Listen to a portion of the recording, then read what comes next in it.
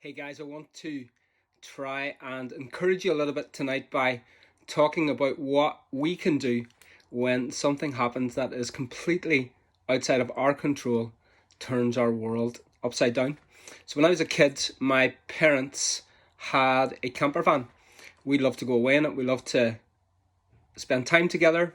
My dad was big into water sports and we would be away in it quite regularly.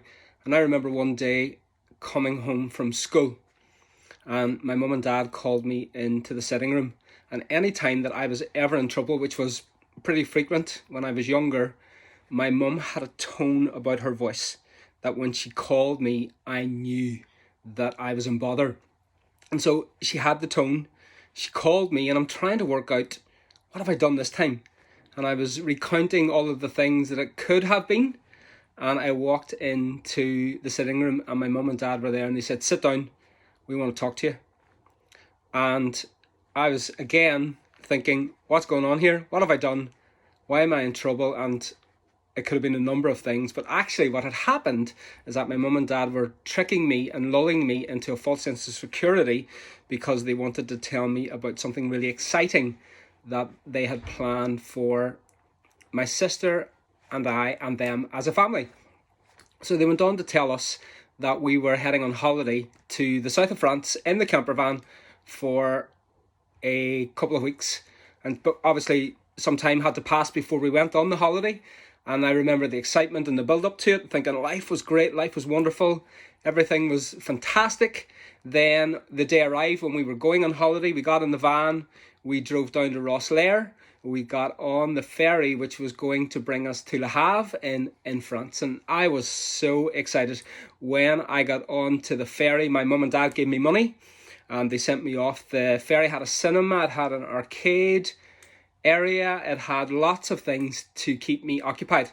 So the boat pulls out out to sea, and as we are going out to sea, a little bit of a storm starts to brew.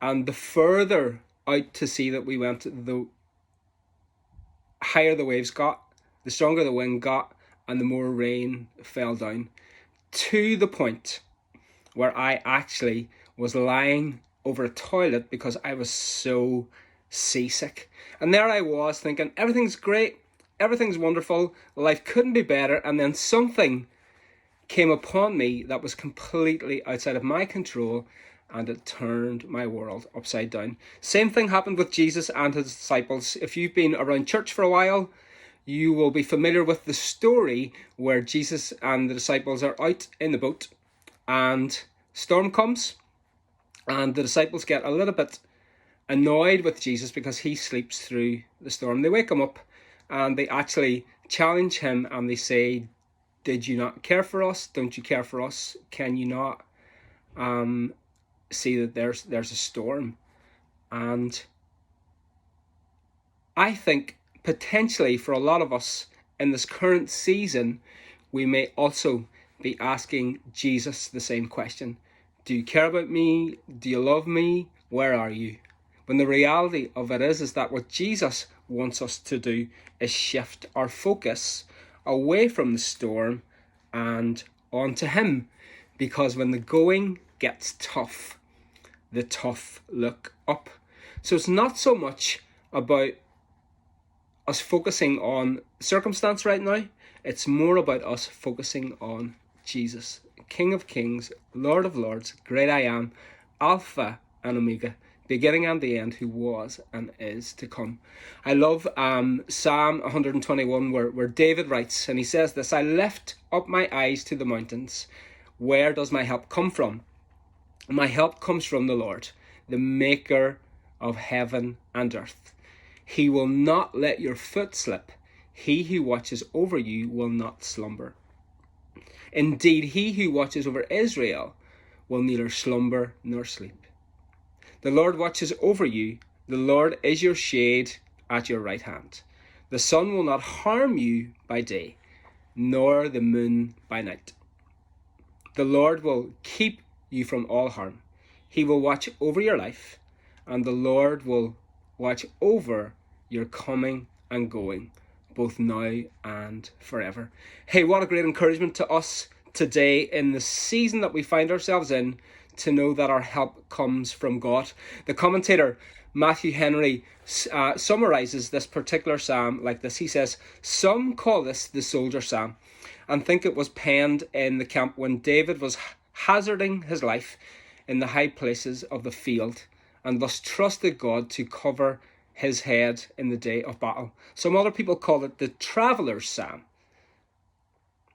for there isn't anything in it of a military danger, and they think that David penned it when he was going abroad and designed it for the courage, for good man's convoy and companion in a journey of voyage." He goes on to say this, "But we need not thus appropriate it. Whether we are at home or abroad, we are exposed to danger, more than we are aware of. And the psalm directs and encourages us to repose, in other words, to find rest ourselves and to put our confidence to God, and by faith to put ourselves under his protection and commit ourselves to his care, which we must do with an entire resignation and satisfaction in singing this psalm." So I love what David is doing here. We see in the first two verses that he's actually speaking to himself. He's speaking into his own spirit. He's encouraging himself. He says, "I lift my eyes up to the mountains. Where does my help come from?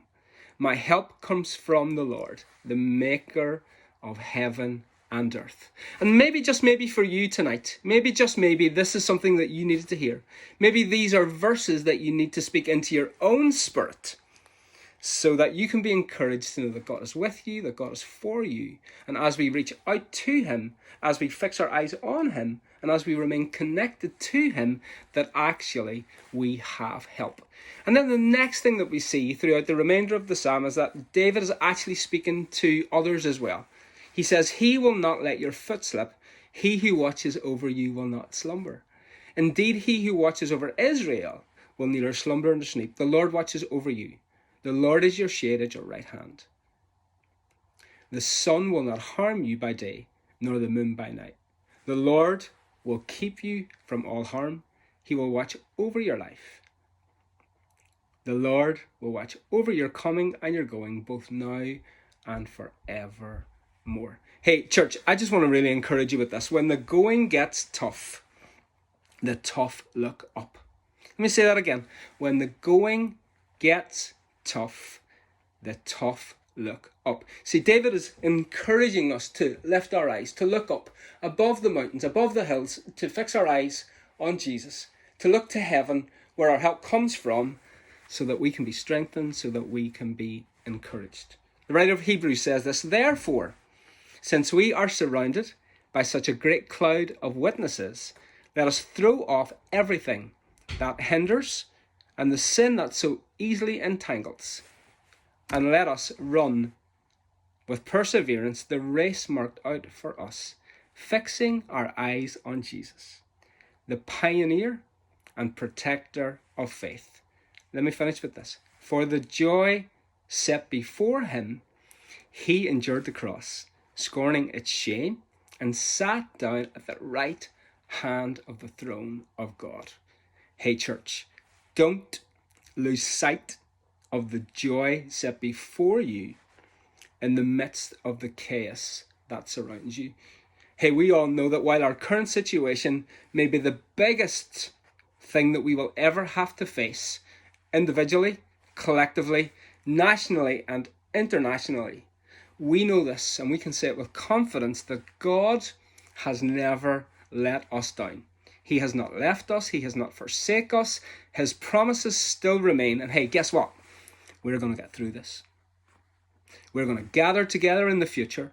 We're going to look back on this, and we're going to give praise to God and thanks to God for the strength that he gave us, for the help that he gave us when we chose to fix our eyes on him. So let's begin to encourage one another with psalms. Let's begin to encourage one another with prayers. Let's begin to encourage one another with just words of encouragement and words of strength. I want to encourage you right now. Get your phone out, text somebody, tell them you love them, tell them that you're thinking about them, tell them that you're for them, and ask them, is there anything that you can pray for them.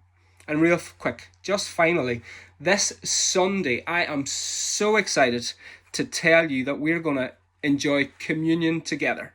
So I need you to come to church prepared. Obviously, we can't give you what you need to enjoy communion with us. So I need you to come to church on Sunday morning in your living room with the emblem. So please come with something to drink, and please come with something to eat so that we can break bread together and celebrate the cross together, because the one thing that unites us over anything else is the cross of Jesus Christ. So I'm super excited that we get to do that. This Sunday we're going to be finishing off the We Are Family series. So I'm super excited about that as well. We're going to bring the second part of the Grow element to the series. So hey, we say it every time, and you'll hear it every time that I come online to say hi. If you're in need right now, if you are in isolation and you can't get out and you need help, please pick up the phone, send us a text message, send us an email, make a call. If you've got a pastoral need, if you need prayer for anything, look, we are here for you. We are the church, we are family, and we want to love on you. So, be blessed. See you Sunday.